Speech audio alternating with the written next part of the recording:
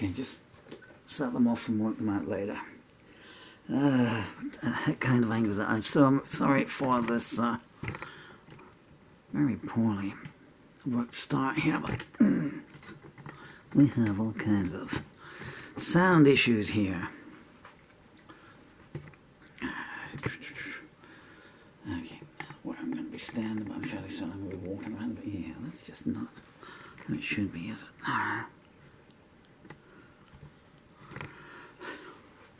Well, I don't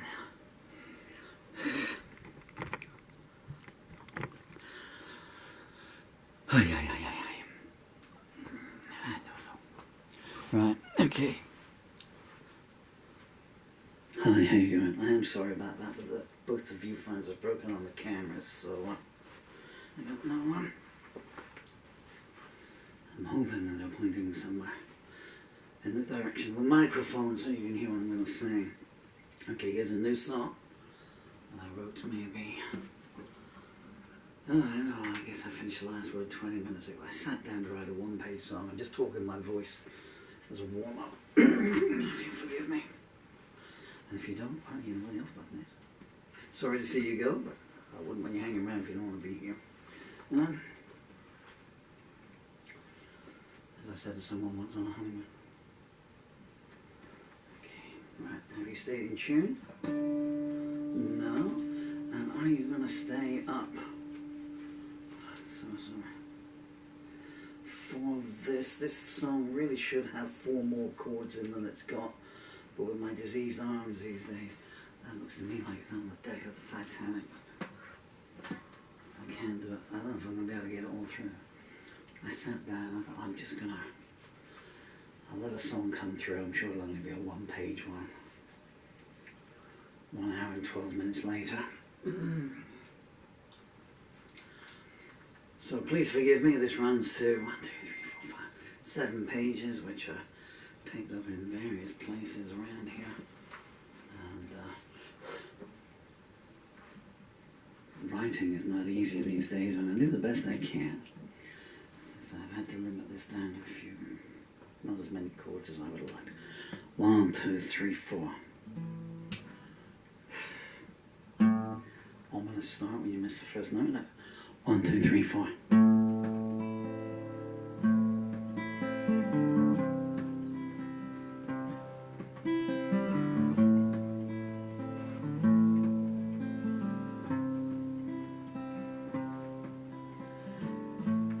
Brought up on the wrong side of the wrong kind of town, living hand to mouth, daddy never around.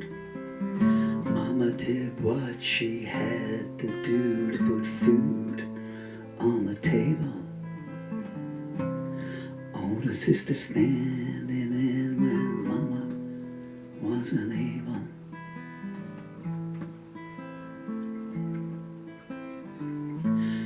First words she remembers hearing were low-grade trash, and scroll on the door she'd read, she only takes cash. Grew up wearing sister's hand-me-downs and learning to shut out the sneers and frowns.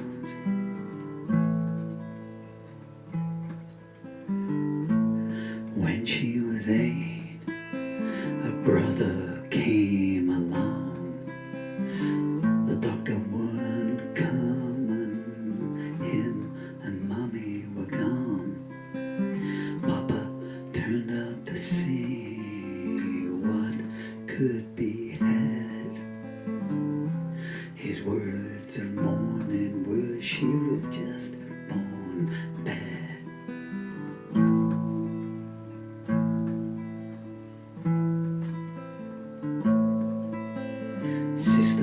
Got a job at the cotton factory.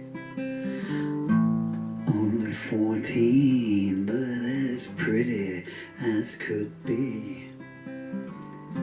The boys would whistle and howl, but she'd stare straight ahead. So to act real big, they tell her, your lousy mama's dead.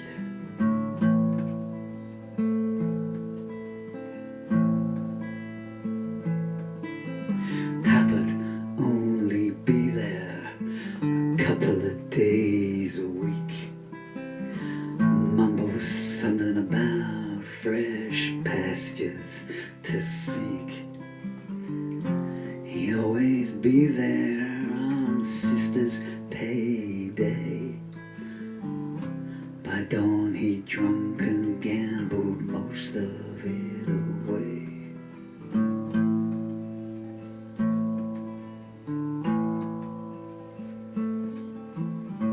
She did well at school. She had a talent for learning, but by the time she was 10, Papa said, you need to be earning. I got you a job in Old Man Clanton's store. Put them damn books away and get scrubbing that floor.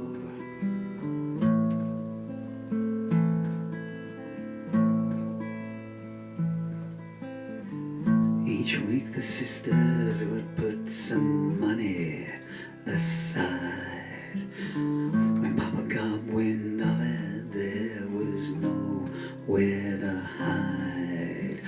Her face took his fury, and she was beautiful no more. They could never wash the blood stains off the floor.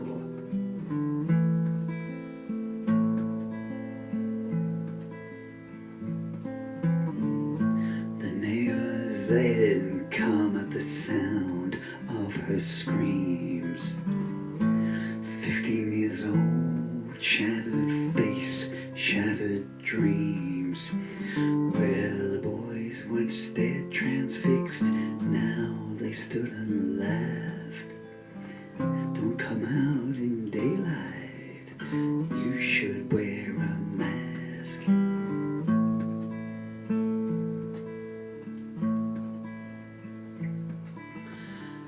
She became a human shadow, an unsuspecting recluse. Papa screamed, get back to work, that's your only use. She'd stared blank-eyed, she'd forgotten how to speak. Papa'd yell in her face, you're a good-for-nothing freak.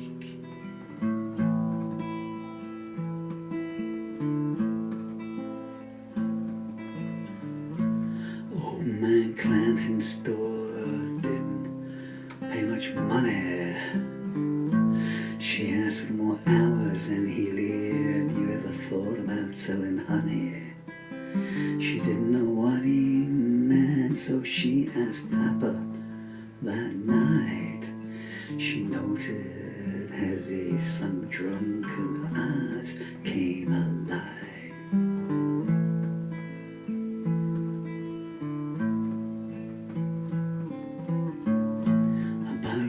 Later, the door took a midnight knock. She heard Papa answer and say her bedroom door ain't locked. Next thing she knew, Clanton was standing by the bed. He growled before it would have been your sister, but you'll do instead.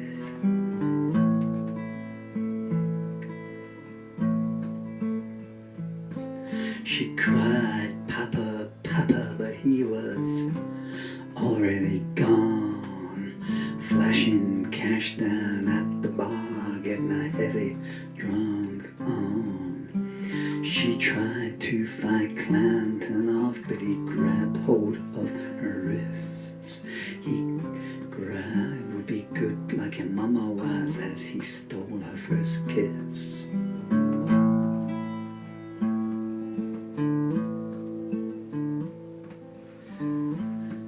The nightdress open and snarled, now there's a pretty sight. He laughed laughed. I guess your papa's not the only thing this night getting tied. Then he stared in surprise and his eyes began to glaze. Grew something incomprehensible as he and life parted ways.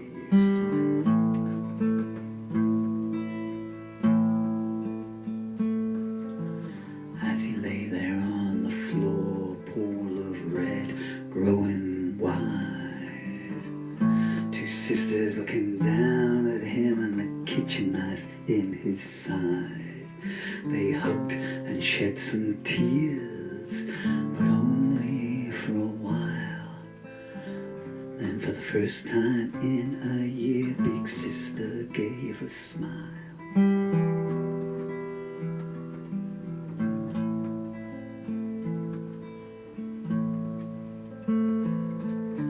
Papa staggered in as the clock was striking 3. The lamp had gone missing, he yelled, I can't damn well see. He heard, hello, Papa, and then his head did burst as he entered unconsciousness to the sound of a screamed curse.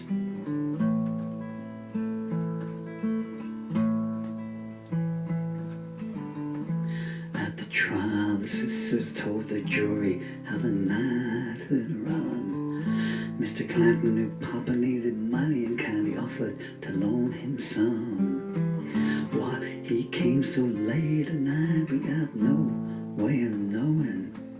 But Papa was in a blind drunk rage and stabbed him as he was going.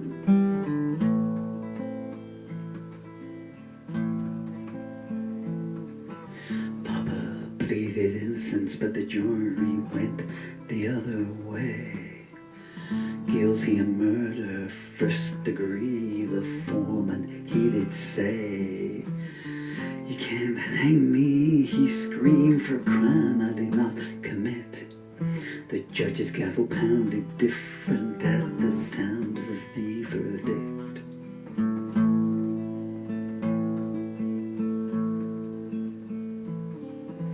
Clanton's family paid the sisters well to keep his name intact. They told his wife, we could say you knew, so you'd be an accessory to the fact. And this is the down payment, there will be one more. You're going to change your will as well and bequeath us your store.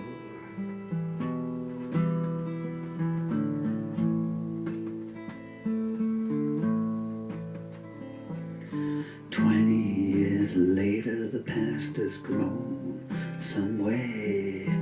Papa protested his innocence until his dying day. The sisters heard the trap door open, so depraved. They told the preacher, say no prayers and use a pauper's grave.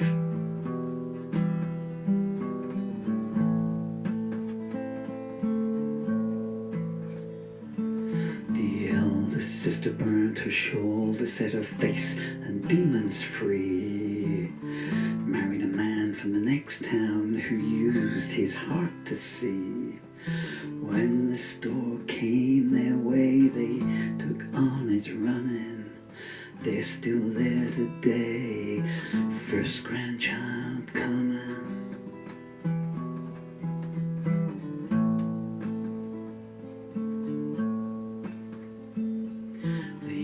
Sister went to college and then became a teacher.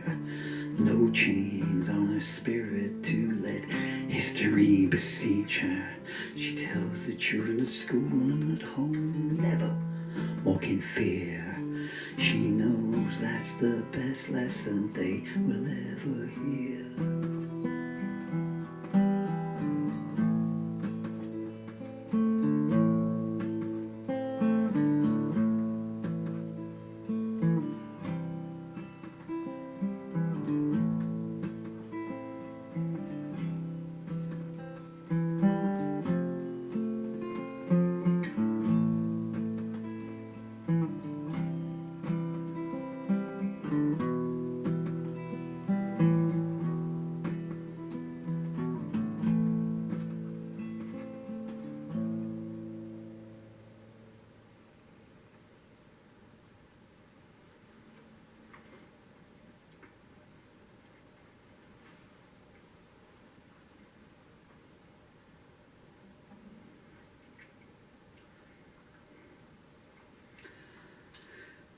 I'm so sorry.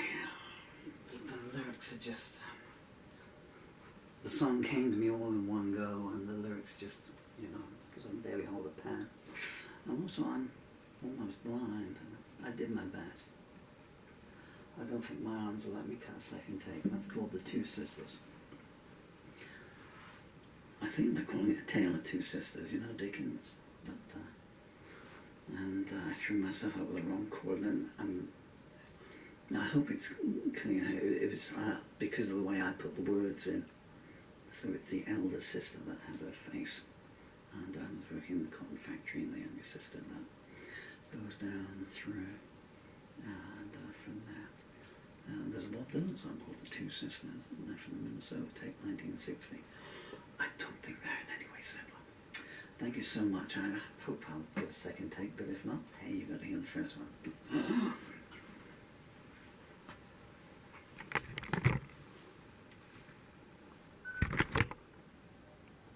My fingers won't even let me turn the camera off. That's a disease there. Come on.